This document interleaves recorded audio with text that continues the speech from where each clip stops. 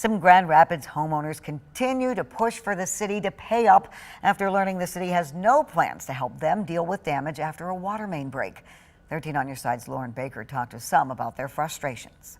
A piece of mail delivers some unexpected news. Some Grand Rapids residents say they don't want to hear. Can I swear? I was really pissed off. Extremely angry when I got this letter. That's how Tom Sherino says he reacted when he opened a letter from the city saying it's not going to help him and his neighbors after a water main break back in June on the city's southeast side. This video shows just some of the gallons of water that came crashing through his neighborhood, leading up to what he says is thousands of dollars in damage to his basement. And he's not alone. I've lived here 23 years. You pay your taxes, you pay your water bill, you do what you're supposed to do. Fellow neighbor Scott Hall says his basement was filled with water, also causing thousands of dollars in damage and the loss of family pictures, clothing, and memories. He says he thought because the city owns the water main and because he and others filled out a claim, he would be getting some financial help. But that wasn't the case.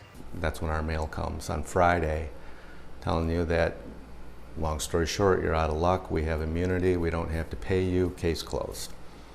Game over. The immunity he's talking about is the Governmental Tort Liability Act.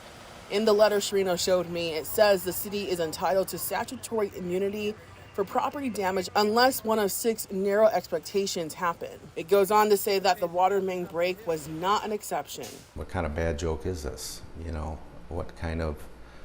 How can it be so obviously the city owns the water main, city owns the roads, they own everything around here, and it failed. Which is why both neighbors say they and others plan to attend the city commissioners meeting Tuesday, ready to demand not only for an apology, but also financial help. We're not going to sit back. I'm thinking, all of us neighbors here, we might be crazy, but we ain't stupid. And we're not going to sit here and play victim. Lauren joins us now. And has the city said anything in response to this letter they sent to the homeowners? Well, Juliet, when we reached out, we were told the city would not comment on the situation because it's an ongoing legal battle.